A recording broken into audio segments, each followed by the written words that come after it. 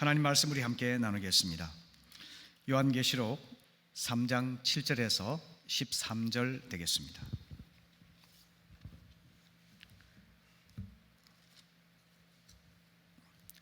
빌라델비아 교회의 사자에게 편지하라. 거룩하고 진실하사 다윗의 열쇠를 가지시니 곧 열면 닫을 사람이 없고 닫으면 열 사람이 없는 그가 이르시되, 볼지어다 내가 내 앞에 열린 문을 두었을 때 능히 닫을 사람이 없으리라. 내가 내 행위를 아노니 내가 작은 능력을 가지고서도 내 말을 지키며 내 이름을 배반하지 아니하였도다. 보라, 사탄의 회당 곧 자칭 유대인이라 하나 그렇지 아니하고 거짓말하는 자들 중에서 며칠 내게 주어 그들로 와서 내 발 앞에 절하게 하고 내가 너를 사랑하는 줄을 알게 하리라. 내가 나의 인내의 말씀을 지켰은즉 내가 또한 너를 지켜 시험의 때를 면하게 하리니 이는 장차 온 세상에 임하여 땅에 거하는 자들을 시험할 때라. 내가 속히 오리니 내가 가진 것을 굳게 잡아 아무도 내 면류관을 빼앗지 못하게 하라. 이기는 자는 내 하나님 성전의 기둥이 되게 하리니 그가 결코 다시 나가지 아니하리라. 내가 하나님의 이름과 하나님의 성 곧 하늘에서 내 하나님께로부터 내려오는 새 예루살렘의 이름과 나의 새 이름을 그 위에 기록하리라. 함께 읽겠습니다. 귀 있는 자는 성령이 교회들에게 하시는 말씀을 들을지어다. 아멘. 아멘. 지난 시간까지 저는 두아디라 교회에 주신 주님의 편지를 함께 살펴보았습니다. 주님께서는 그 교회를 향해서 준엄한 명령을 내리셨습니다. 그것은 깨어나라, 회개하라, 굳게 하라 였습니다. 그리고 순종하는 그 교회를 향해서는 약속하시기를 흰옷을 입혀 주와 함께 혼인잔치에 들어가게 하리라. 생명책에 영원히 기록하리라. 그리고 하나님과 천사 앞에서 공개적으로 시인하여 주리라 하는 약속의 말씀을 주셨습니다. 오늘 말씀은 빌라델비아 교회에 주신 편지 내용이 되겠는데요, 그 주제는 하나님 성전의 기둥이 되게 하리라 하는 귀한 약속의 말씀입니다. 이 빌라델비아 도시는 형제애라는 뜻을 가지고 있는데요, 미국에도 필라델피아가 있지 않습니까? 그게 필로스와 아델포스가 합해진 합성어입니다. 형제애라는 뜻이죠. 이 도시는 사대에서 45km 동남쪽에 위치한 작은 도시입니다. 필라델피아는 화산지대에 속해 있었고 역사적으로 본다면 AD 17년에 대지진이 발생해서 도시가 완전히 파괴되다시피 재앙을 만나기도 하였다 합니다.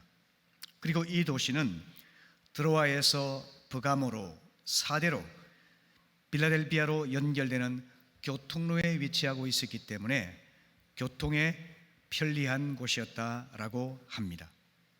이곳에 위치한 빌라델비아 교회는 소아시아 7교회에 보낸 편지 중에서 6번째 수신자가 되는 교회였습니다. 이 교회의 특징은 8절에 나와 있는 대로 내가 적은 능력을 가지고도 내 말을 지키며 내 이름을 배반하지 아니하였도다 하신 말씀처럼 매우 연약한 교회였습니다. 교회의 규모라든지 교회의 재정 형편이라든지 성도들의 자원이라든지 능력 등 여러 가지 면에서 작고 연약한 교회였다는 것입니다. 하지만 이 교회는 그 현실에 위축되지 아니하고 주님의 말씀을 지키고 복음 전파에 최선을 다하는 교회였습니다. 이 교회에도 큰 박해가 있었습니다. 미신과 우상 숭배에 매인 이웃들의 멸시와 박해가 있었습니다. 뿐만 아니라 유대인들로부터 맹렬한 박해가 있었는데요, 주님께서는 이런 가운데 굴하지 않고 믿음을 지킨 그들을 향해서 위로의 말씀을 주시는데요, 9절 말씀을 보시게 되면 사탄의 회당 곧 자칭 유대인이라 하나 그렇지 아니하고 거짓말하는 자들 중에서 몇을 내게 주어서 그들로 와서 내 발 앞에 절하게 하고 내가 너를 사랑하는 줄 알게 하리라. 이렇게 하실 만큼 큰 박해 속에서도 굴하지 아니하고 복음을 전하여 영혼의 열매를 맺는 교회였던 것입니다. 그래서 이 교회는 4대 교회와 달리 책망을 받지 아니하고 칭찬만 받은 아주 귀한 교회였던 것입니다. 이 교회의 특징을 한마디로 말한다면 신실한 믿음의 사람들이라 말씀드릴 수가 있겠습니다. 8절을 보면은 내가 적은 능력을 가지고도 내 말을 지키며 내 이름을 배반하지 아니하였도다 라고 칭찬을 하시고, 10절에서는 내가 나의 인내의 말씀을 지켰은즉 이라고 하시는 것처럼 작고 연약한 교회였지만 박해 속에 굴하지 아니하고 신실하게 복음을 증거하고 믿음을 지켰던 아주 귀한 교회였다는 것입니다. 이 교회를 향해서 말씀하시는 주님은 어떤 분이실까요? 7절 말씀 보시게 되면은 거룩하고 진실하사 다윗의 열쇠를 가지시니 곧 열면 닫을 사람이 없고 닫으면 열 사람이 없는 그분을 말씀하고 있습니다. 여기서 본다면 편지를 보내시는 주님은 거룩하신 분이라고 말씀하고 있지 않습니까? 이 거룩하다는 것은 하나님에게만 속한 속성입니다. 이사야 40장 25절을 보시게 되면요, 거룩하신 이가 이르시되 너희가 나를 누구에게 비교하며 나를 그와 동등하게 하겠느냐, 이렇게 하신 것처럼 하나님과 비교할 만한 거룩한 자는 세상 어디에도 없다는 겁니다. 그런데 주님께서 거룩하신 분이라고 자신을 소개하는 것은 성부 하나님과 동등하신 분이라는 것이죠. 조금의 연약함도 조금의 어두움도 조금의 죄도 없으신 완전하시고 그리고 거룩하신 분이심을 증언하시는 것입니다. 뿐 아니라 주님은 진실하신 분이라 말씀하고 있죠. 인간은 악해서 자신의 이익과 욕심을 위해서 거짓을 범할 때가 종종 있지 않습니까? 하지만 주님께서는 언제나 진실하셔서 거짓이 없으신 분이시고 악을 미워하시는 분이시죠. 특별히 중요한 특징이 다윗의 열쇠를 지니신 분이라 하고 말씀하고 있습니다. 이 다윗의 열쇠라는 표현은요, 이사야 22장 22절을 인용한 말씀이 되겠는데요, 우리 그것을 읽어보겠습니다. 시작. 다윗의 집의 열쇠를 그의 어깨에 두리니 그가 열면 닫을 자가 없겠고 닫으면 열 자가 없으리라. 원래 이 본문의 말씀은 남유다 왕국의 히스기야 왕 때에 엘리아김이 왕실의 보물 관리자로 임명되었던 사건을 배경으로 하고 있습니다. 그는 왕실의 진귀한 보물 창고를 열고 닫는 엄청난 권세를 부여받았습니다. 이 엘리야김은 우리 주님의 모습을 미리 보여주는 하나의 예표적인 인물이라 말씀드릴 수가 있겠는데요, 성부 하나님께서는 하늘과 땅의 모든 복을 주관하는 권세를 예수님에게 허락해 주셨습니다. 마태복음 28장 18절에서 주님께서 말씀하시기를 하늘과 땅의 모든 권세를 내게 주셨으니 라고 말씀하신 대로입니다. 주님께서는 하늘 창고에서 진귀한 영적 보물을 자유자재로 꺼내셔서 당신의 백성들에게 공급해 주실 수 있는 권세를 지니신 분이라는 것입니다. 다윗의 열쇠를 지니신 주님께서 열어주지 아니하시면 아무도 들어갈 수가 없고 주님이 닫으면 아무도 열거나 나갈 수가 없는 것입니다. 이 구원의 열쇠는 죽음에서 부활하신 주님께 오로지 속하여 있는 것입니다. 갈보리 십자가에서 우리 주님은 우리 각자의 죄를 위해 죽어 주셨습니다. 죄를 알지도 못하시고 죄도 없으신 분이 우리 죄를 자기 몸에 지시고 거룩한 피를 흘리셔서 죄의 형벌을 대신 받고 죽어 주셨습니다. 그러므로 예수 보혈의 공로에 의지해서 이제 어떤 흉악한 죄인도 거룩하신 하나님께 나와서 마음껏 예배하며 사랑을 받으며 교제할 수 있게 된 것입니다. 이것이 바로 주님께서 갖고 계신 다윗의 열쇠인 것입니다. 요한계시록 초두인 1장에서 주님께서는 떨고 있는 사도 요한에게 이렇게 자신을 알려주시는데요, 계시록 1장 17, 18절 말씀 읽어보실까요? 시작. 두려워하지 말라. 나는 처음이요 마지막이니 곧 살아있는 자라. 내가 전에 죽었었노라. 볼지어다 이제 세세토록 살아있어 사망과 음부의 열쇠를 가졌노니. 바로 이것이 다윗의 열쇠를 말하고 있는 것이죠. 죽음에서 부활해서 영원토록 살아계셔서 사망과 음부의 열쇠를 소유하고 계신 분이십니다. 바로 이 주님께서 천국과 지옥의 열쇠를 갖고 계십니다. 주님이 문을 열어주시면 누구나 들어올 수가 있고, 주님이 닫으시면 어느 누구도 들어올 수 없는 그런 권세를 소유하고 계신 것입니다. 오늘 모든 성도님들이 주님을 향한 분명한 믿음을 소유하여서 오늘 현재 이곳에서부터 천국을 소유하고 이 세상 떠날 때 영원한 하나님 나라에서 함께 얼굴을 맞대며 교제할 수 있기를 바랍니다. 아멘. 이 교회를 향해서 주님께서 주신 약속이 있습니다. 오늘 그것은 하나만 살펴보려고 하는데요, 그 약속은 열린 문을 두리라 하는 약속입니다. 8절 말씀, 볼지어다 내가 내 앞에 열린 문을 두었으되 능히 닫을 사람이 없으리라 말씀하셨습니다. 이 열린 문은 무엇을 말하는 것일까요? 그것은 우리가 다윗의 열쇠와 연관되어서 가장 기본적으로 이 열린 문은 구원의 문을 뜻하고 있을 것입니다.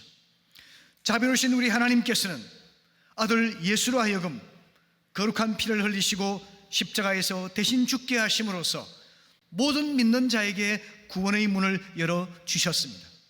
그래서 우리는 거룩하신 하나님의 존전에 아무런 거리낌이나 두려움 없이 나와서 은혜를 누릴 수 있게 되었습니다.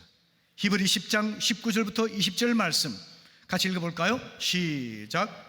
그러므로 형제들아 우리가 예수의 피를 힘입어 성소에 들어갈 담력을 얻었나니 그 길은 우리를 위하여 휘장 가운데로 열어놓으신 새로운 살 길이요 휘장은 곧 그의 육체니라. 아멘.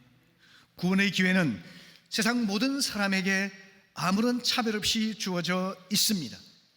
하지만 그 문은 좁고 그 길은 협착합니다. 왜 그럴까요? 그것은 교만하고 정욕과 욕망의 노예가 된 인간에게는 자신의 죄를 고백하고 하나님을 의지하는 믿음을 갖기가 몹시나 어렵기 때문입니다. 그래서 오직 믿음으로 들어가는 구원의 문은 좁은 문이며 그 들어가는 길은 협착할 수밖에 없는 것입니다. 마태복음 7장 13절 이하에서 주님은 말씀하십니다. 좁은 문으로 들어가라. 멸망으로 인도하는 문은 크고 그 길이 넓어 그리고 들어가는 자가 많고 생명으로 인도하는 문은 좁고 길이 협착하여 찾는 이가 적음이라 말씀하고 있습니다. 여러분, 우리가 종종 부르는 찬송가 521장 기억하실 것입니다.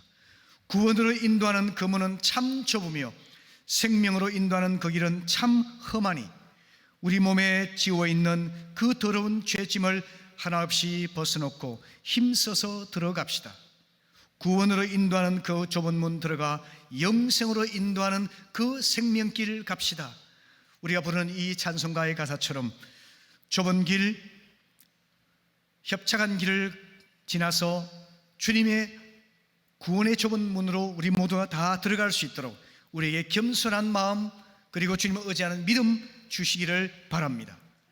여러분, 모든 성도가 다 온전한 믿음을 소유할 수 있기를 바랍니다. 우리가 예배에 참여하고 성경 공부를 하고 가정 목장에 참여를 하고 함께 교제하고 교회를 위해 봉사 다 한다 할지라도 주님께서 나는 너를 알지 못한다 라고 말씀하실 수도 있기 때문입니다. 교회에서 시간을 아무리 많이 보낸다 한들, 교회에서 이런저런 봉사와 활동을 한다고 한들 주님과의 인격적인 관계가 맺혀져 있지 않는다면 십자가에서 나를 위해 피 흘려 돌아가신 예수 그리스도를 나의 구주로 나의 주님으로 영접하는 믿음의 사건이 없다 한다면 우리는 좁은 문으로 들어갈 수가 없는 것입니다. 누가복음 14장 24절 이하에서 주님께서는 좁은 문으로 들어가기를 힘쓰라고 말씀하시면서 문이 닫힌 후에는 아무리 문을 두드리며 간청하여도 들어올 수가 없다라고 주님께서 거부하시지를 않습니까? 그렇기 때문에 여러분, 우리가 보내는 시간과 교제와 활동과 많은 것들이 있다 할지라도 이런 것들 이전에 본질적인 것, 주 예수는 나의 구원자이시고 내 삶의 주인이심을 고백하는 온전한 믿음을 갖게 되시기를 바랍니다. 그럴 때 우리는 교인에서부터 신자로 변화되어서 구원의 좁은 문을 통과하여 하나님 주시는 영생을 소유할 수 있게 되는 것입니다. 예전에 제가 소개했던 베들레헴 예수 탄생 교회를 보시게 되면요, 그 교회는 들어가 보게 되면 아주 화려하고 영광스러운 그런 교회당을 가지고 있습니다만은 들어가는 입구는 문이 지극히 작습니다. 좁은 문입니다. 왜 그럴까요? 존귀하신 예수 그리스도를 만나기 위해서는 누구나 고개를 숙이고 겸손한 자세로 들어가지 않으면 안 되기 때문인 것입니다. 자기의 허물과 죄를 고백하고 겸손한 믿음으로 주님께 나오는 자에게 좁은 문은 열려 있습니다. 아무런 차별이 없습니다.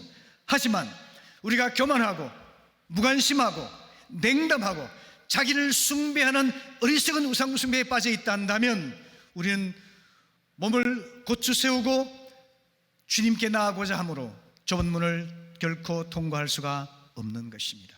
성도 여러분, 우리 모두 겸손한 마음으로 자신을 낮추고 허물과 죄를 자백하며 주님의 은혜를 사모하는 마음으로 좁은 문을 통과하여 구원과 영생의 선물을 받아 누리는 우리 모두가 되기를 바랍니다.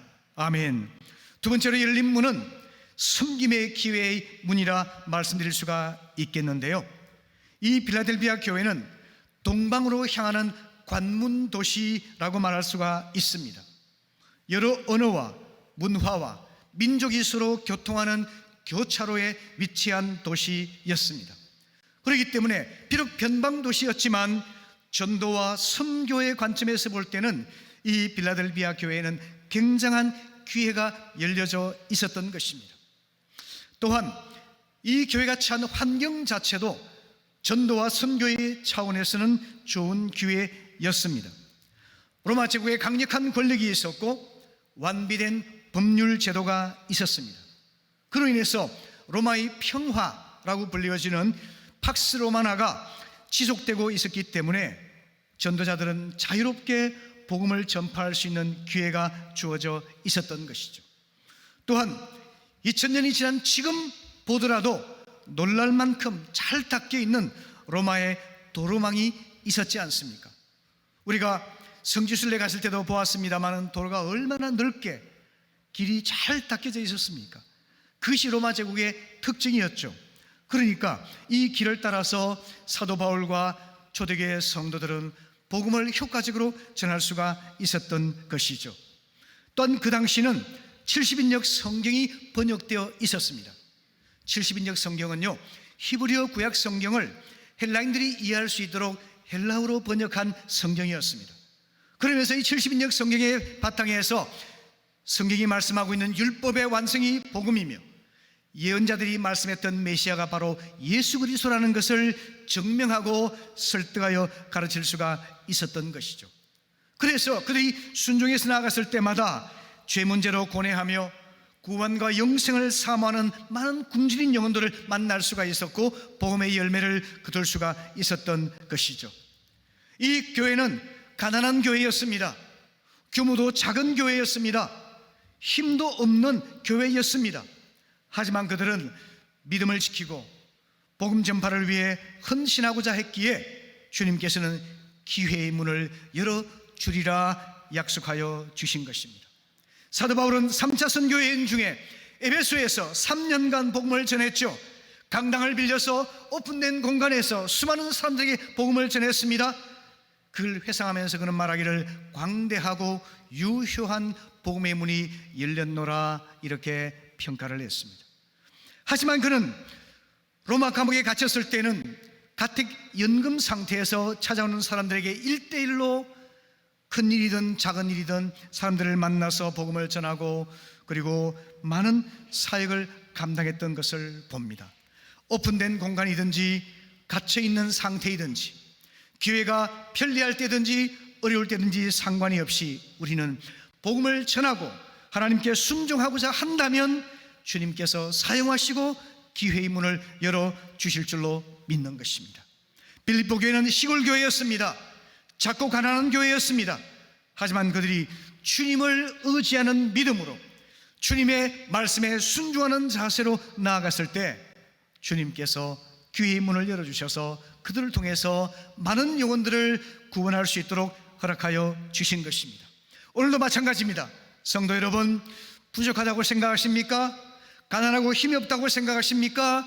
능력이 없고 연약하다고 생각하십니까? 우리가 주님께 순종하고 복음을 위해 헌신하고자 하는 마음만 있다면 주님께서 필요한 것을 공급하시고 기회의 문을 열어주실 줄로 믿습니다. 큰 교회가 큰 일을 한다고 생각하지 마십시오. 사람들 보기에는 큰 일을 할지 몰라도 하나님께서 보시기에는 중심이 올바른 작은 교회일지라도 부족한 성도일지라도 그를 통해서 위대한 일을 이루어내실 수가 있는 것입니다. 이것을 꼭 믿으시기를 바랍니다. 고전 1장 26절 이하의 말씀 보시게 되면요, 사도 바울은 이렇게 말을 합니다. 형제들아, 너희를 부르심을 보라. 여러분 가운데서 지혜로운 자도 많지 않다. 능력이 있는 사람도 많지 않다. 학벌 좋은 사람도 많지 않다. 하지만 하나님께서는 세상에 미련한 사람들을 택해서 지혜로운 자들을 부끄럽게 하시고 약한 자들을 택하사 강한 자들을 부끄럽게 하시고 그리고 천한 자들과 멸시받는 자들을 택하셔서 자랑하는 자들을 폐하려 하시지 않느냐. 이 모든 것들은 아무 육체도 하나님 앞에서 자랑하지 못하게 하려 하심이라 이렇게 말하지 않습니까? 여러분, 하나님께서 왜 가난한 자들, 연약한 자들, 힘없는 자들, 부족한 자들을 택해서 사용하실까요? 그것은 그들을 통해 역사하시는 하나님의 은혜의 영광을 드러내기 위함인 것입니다. 그러므로 여러분, 혹시 부족하다고, 가난하다고, 힘이 없다고, 연약하다고 생각하는 분들이 계시다면 주님을 의지하는 믿음과 순종하고자 하는 자세로 헌신하게 된다면 주님께서 우리를 통하여 아름다운 일을 이루어 주실 것이라고 믿습니다. 아멘. 고린도후서 12장 9절 10절 말씀, 사도 바울은 이렇게 고백을 합니다. 내 은혜가 내게 족하도다. 이는 내 능력이 약한 데서 온전하여 짐이라 하신지라. 그러므로 도리어 내가 크게 기뻐함으로 나이로 약한 것들에 대해 자랑하리니 이는 그리스도의 능력이 내게 머물게 하려 함이라. 이렇게 말하면서 내가 약할 그때 강해진다고 주님께서 깨닫게 하여 주셨다라고 고백을 합니다. 성도 여러분, 내가 약할 그때 강해진다는 이 역설적인 진리를 마음에 깊이 새길 수 있기를 바랍니다. 그런 믿음으로 순종한다면, 그런 믿음으로 주님을 의지한다면 하나님께서 약한 나를 통해서, 부족한 우리를 통해서 역사하여 주실 줄로 믿습니다. 아멘. 마태복음 17장 20절 말씀 같이 읽어볼까요? 시작. 이르시되 너희 믿음이 작은 까닭이니라. 진실로 너희에게 이르노니 만일 너희에게 믿음이 겨자씨 한 알만큼만 있어도 이 산을 명하여 여기서 저기로 옮겨지라 하면 옮겨질 것이요 또 너희가 못할 것이 없으리라. 아멘. 우리의 학벌이나 능력이나 배경이나 자원이나 물질 같은 것들이 본질이 아니라 우리 속에 작지만 진실한 겨자씨와 같은 믿음이 있느냐 없느냐, 그 여부가 역사를 결정한다는 것입니다. 성도 여러분, 겨자씨 한 알만한 작지만, 사람 보기에는 작지만 진실한, 하나님을 의지하는 진실한 믿음, 하나님의 뜻에 순종하고자 하는 그 올바른 자세를 갖고 있다면 주님이 우리 안에서 역사하셔서 놀라운 일을 이루어 주실 줄로 분명히 믿습니다. 왜냐하면 예레미야 33장 2절 이하에서 주님이 말씀하셨기 때문이다. 이를 행하는 여호와, 그것을 만들며 성취하시는 여호와, 그 이름을 여호와라는 자가 이와 같이 이르시도다. 너는 내게 부르짖으라. 내가 내게 응답하겠고 내가 알지 못하는 크고 은밀한 일을 내게 보이리라 약속하셨기 때문입니다. 우리는 부족하지만 주님 앞에 부르짖고 우리는 부족하지만 하나님을 의지한다면 인간이 상상할 수가 없는, 인간이 해낼 수 없는 크고 비밀한 일을 연약한 자들을 통해서 이룰 것을 약속하여 주셨기 때문입니다. 그러므로 여러분, 오늘부터 나의 작고 부족하고 가난하고 힘없는 것을 한탄하거나 좌절하지 마시고 크고 놀라우신 주님을 의지하며 그 앞에 부르짖는 기도로 나아갈 수 있기를 바랍니다. 주님을 의지하는 믿음으로 하나님 뜻에 온전히 순종하는 마음의 자세로 나아가게 된다면 하나님께서 약속하신 대로 크고 비밀한 일들을 우리를 통해서 행하실 것이라고 분명히 믿습니다. 아멘. 말씀을 마무리하겠습니다. 제 지인 중에요, 제가 30년 전에 사우스웨스턴에서 공부를 했을 때 교제했던 분인데요, 지금 이분이 60대 후반이 되셨습니다. 20대부터 CCC 간사로 헌신하셨다가 40살이 되어서 사우스웨스턴에 함께 공부하러 오셔서 그때 제가 사귀게 되었는데요, 졸업을 하고 이분이 목회를 했습니다. 그런데 늘 몸이 아팠습니다. 두통이 극심하였고 또 눈병이 아주 통증이 너무 심해서 공부를 할 수가 없을 정도였습니다. 그래서 목회도 결국은 그만두고 시애틀의 변두리 작은 편의점에서 아르바이트를 하시면서 생활을 했습니다. 그렇지만 이분이 복음의 열정이 있었기 때문에 틈틈이 개인 전도를 많이 했습니다. 개인 전도를 10여 년 하는 동안에 이분이 깨달은 것이 뭐냐면 복음서와 예수님의 사역을 보니까 핵심이 하나님 나라더라는 거죠. 그래서 이분이 하나님 나라가 우리에게 아주 가까이 와 있다, 단순히 영혼 구원의 차원이 아니고 단순히 교회가 성장되는 차원이 아니고 하나님 나라가 우리에게 가까이 와 있다, 믿는 자들에게 하나님 나라가 가까이 와 있다, 하나님 나라가 우리 가운데 임하면은 병든 자가 고침받고 귀신 들린 자가 자유하게 되고 불신자가 회개하고 믿게 되고 하나님의 역사들이 나타난다는 것을 이분이 분명히 체험하게 된 겁니다. 그래서 편의점에 찾아온 고객들에게 복음을 전하기 시작했고 미국의 젊은이들은 거의 안 믿는 사람이 너무너무나 많습니다. 그런데 그분들에게 편의점에서 복음을 전했을 때 젊은이들이 무릎을 꿇고 기도하고 그분들이 기도를 요청하기도 하고 믿기로 결심하는 이런 일들이 발생하게 되었죠. 그래서 이분이 그 기쁨과 감격을 가지고 한국에도 와서 우리 교회도 2번이나 방문해서 말씀을 전하고 또 간증했던 적도 있습니다. 그런데요, 이분이 뭐 특별한 기술이나 이론을 말하는 게 아니에요. 하나님 나라가 우리에게 가까이 와 있다, 모든 믿는 자의 마음속에 계시고 삶 속에 계시고 하나님이 통치하고 계신다, 그것을 믿고 순종하면 동일한 사도행전의 역사와 복음서의 역사가 나타난다 하는 것을 이야기하는 겁니다. 근데 이분을 통해 그런 일이 나타나는 거예요. 그랬는데 이분이 우연히 네팔에 있는 아모스 목사라는 사람하고 연결이 되었습니다. 여러분 아시는 건지 모르겠습니다만 네팔은 95%가 힌두교입니다. 그리고 다른 종교를 믿는 것은 허락이 되지만 복음 전하는 것은 허락되지 않은 아주 위험한 나라입니다. 세계 최빈국 중에 하나이기도 하죠. 그런데 여기에서 우상 숭배에 매이고 귀신에게 억눌려 있다가 극적으로 주님을 만나서 회심하게 된 사람이 누구냐면 아모스라는 목사였습니다.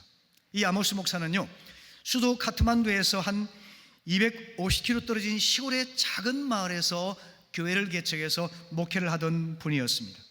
이 위치가 어디냐면요, 시타갈 아비나시라고 하는 작은 시골 마을이었습니다.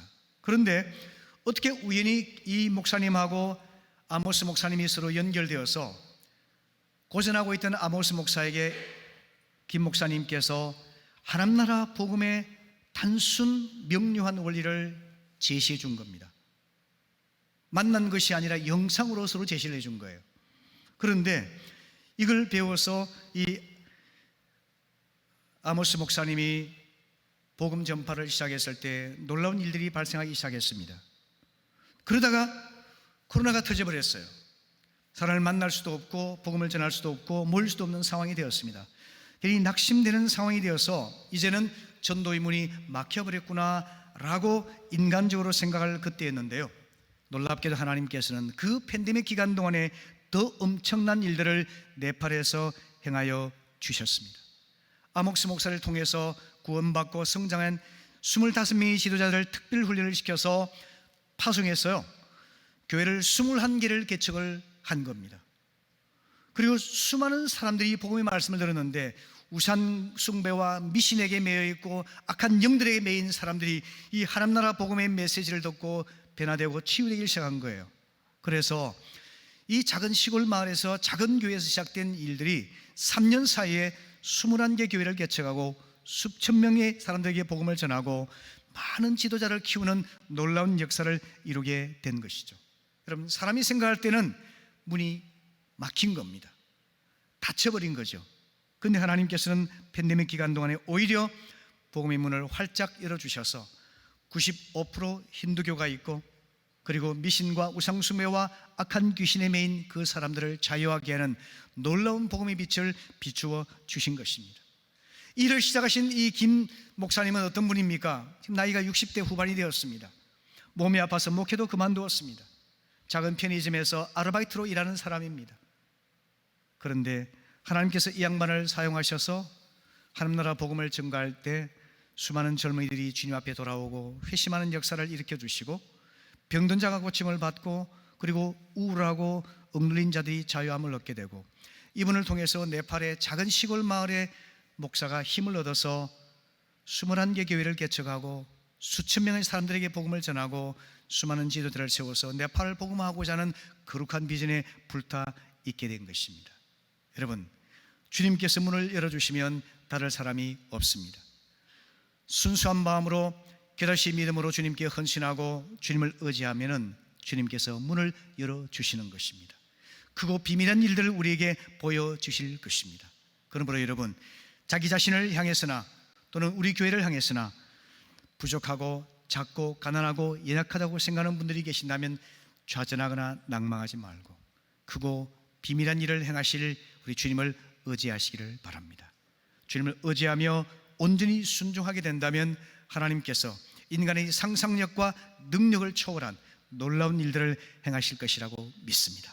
오늘 새로운 한 주간 주님께서 우리 각자에게 열린 문을 허락하여 주시기를 기도합니다.